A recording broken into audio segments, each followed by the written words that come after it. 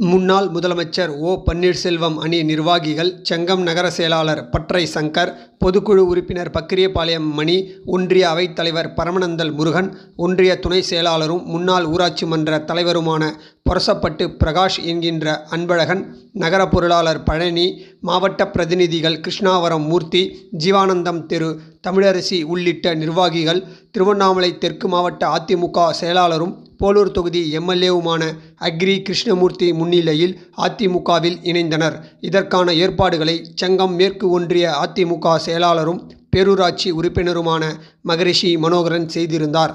உடன் Chamundeshwari, Karl Marx உள்பட பலர் கலந்து கொண்டனர்.